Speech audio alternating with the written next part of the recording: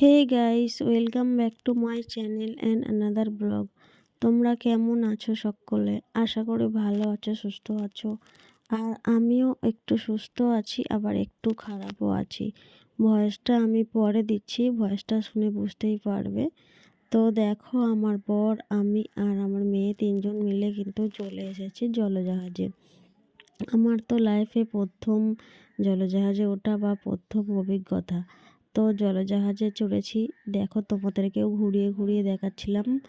Just ভিউগুলো তো awesome. তো গঙ্গার ধারে, হ্যাঁ, তোমরা দেখতে থাকো, তোমাদেরও ভালো লাগবে। আমি জানি অনেকেই জলজাহাজে করে অনেক জায়গায় গেছো, ঘুরেছো, কিন্তু আমি তো কোনোদিনও যাইনি, উঠিনি। তাই আমার কাছে সবটা নতুন লাগে বা অনেক বড় কিছু মনে হয়েছিল। তাই জন্য কিন্তু আমি এরকম আনন্দে নাচানাচি করে, দৌড়াদৌড়ি করে তোমাদেরকে সবটা দেখাচ্ছিলাম। আর আমি কিন্তু এখানে যাব বলে বাড়ি থেকে সকাল সকাল কাজ বাজ সেরে চলে গেছিলাম। আর আমার বর কিন্তু ক্যামেরাটা করেছিল। আমি কি করব, আনন্দে ঠিক করতে পারছিলাম না। তাই আমি এদিক ওদিক দৌড়াদৌড়ি করছিলাম। আর এখানটায় এসে তো আমি শুয়ে পড়ছি, বসে পড়ছি। আর অনেকগুলো ছেলে মেয়ে সবাই মিলে কিন্তু ভিডিও রিলস বানাচ্ছে। আর এদিকের ভিউটা জাস্ট অসাম। তো সবাই দেখলাম এখানটায় সিঁড়ি দিয়ে উঠে ভিডিও করছে, নামছে। তো আমারও তো মনটা বুঝলো না, আমি যেহেতু চঞ্চল টাইপের মেয়ে, আমিও কিন্তু লাফিয়ে দৌড়িয়ে উঠে পড়েছিলাম। উঠে এখান দিয়ে দেখো হেঁটে কিন্তু স্টাইল মেরে যাচ্ছিলাম। আর আমার বর বলছিল, তুমি এরকম পাগলের মতো করছো কেন? সবাই দেখলে ভাববে কোনোদিনও দেখেনি আধা একলা কোথাকার। কিন্তু সত্যি করেই বলছি, আমি দূর থেকে দেখেছি, বাট কখনো নিজে ওখানে উঠিনি বা চড়িনি। তো সেই জন্য আমার কিন্তু মনে হচ্ছিল যে বাবা, আমার অনেক দিনের একটা স্বপ্ন পূরণ হলো।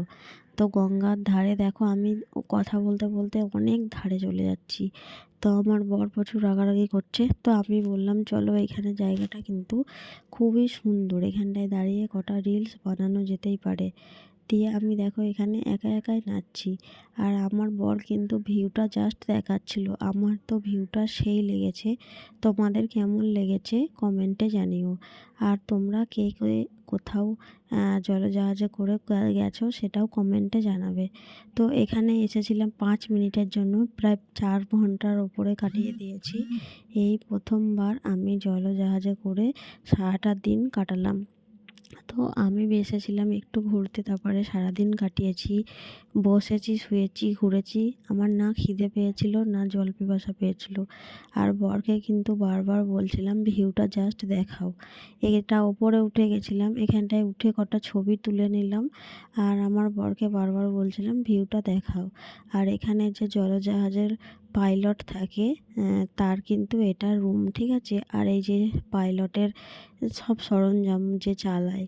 তো এখানটা দেখতে আমার খুব ইন্টারেস্টিং লাগছিল, বাট একটা দাদা এসে বলল এখানে বেশি উঠে দাঁড়িয়ে থেকো না, এখানটায় ওঠা কিন্তু নিষেধ আছে। তো তারপরে বলতে বলতে আমি এখানে দেখো একটা ইনস্টাগ্রামে রিলস বানাচ্ছিলাম, বরকে বললাম একটু তুলে দাও। তো বর তো ভীষণ রেগে গেছে, এতগুলো ঘন্টা একভাবে এখানে দাঁড়িয়ে আছি, লোকে খ্যাপা পাগল বলছে কিনা। তো যাই হোক, আমার ভালো লাগছে। আমি বললাম যে যা বলছে বলুক, তুমি ক্যামেরাটা জাস্ট করো। তো তারপরে আমার মেয়ে তো খিদে পেয়ে গেছিলো, বর আবার নিয়ে গিয়েছিলো খাওয়ানোর জন্য। আমি কিন্তু একা একা এখানে দাঁড়িয়েছিলাম, এদিকে ওদিকে ফোনটা লাগিয়ে রেখে ভিডিও করছিলাম। আর এখানটায় এসেছিলাম আমি কিন্তু আবার রিলস বানানোর জন্য। তো একই জায়গায় বারবার যদি বলো ঘুরছো কেন, আমার ভীষণই ভালো লাগছিলো। আর মনে হচ্ছিলো যেন আমি সুন্দরবন এসেছি। আর গঙ্গার ওপরে দাঁড়িয়ে আছি জলজাহাজে, আমার তো সেই মজা লেগেছে। আর শুধু বারবার নেচে যাচ্ছি। আর কিন্তু ভিউটা তোমাদেরকে সবসময় শেয়ার করেছিলাম।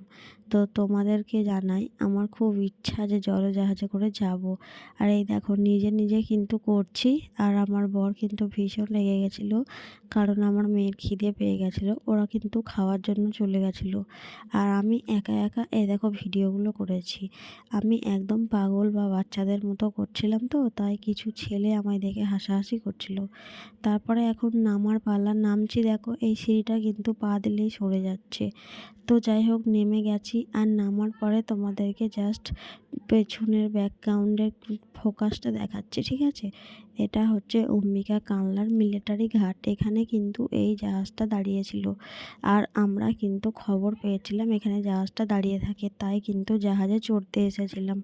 আর এইভাবেই সারাদিন চড়েছি। আমি কিন্তু জলজাহাজে করে কোথাও যাইনি, জাস্ট একটু নিজের মনটাকে শান্তি দেওয়ার জন্য এখানে এসেছি। তোমরা কিন্তু আমাকে কেউ বাজে কমেন্ট করবে না। আমার শখ বা ইচ্ছা পূরণ করার জন্য এটাতেই আমি খুশি। আর আশা করি আগামী দিনে কোথাও যাব, তো যখন যাব তখন তার কথা। এখন তো যেতে পারিনি, তোমরা হয়তো বলবে এরকমভাবে লেখার কি আছে, কিন্তু সত্যি বলতে এরকমভাবেও তো আমি থাকলাম 5টা ঘন্টা, তাই আমার কাছে অনেক। তো ভিডিওটা এখানেই শেষ করছি। ভালো থেকো, কমেন্টে জানিও। টাটা।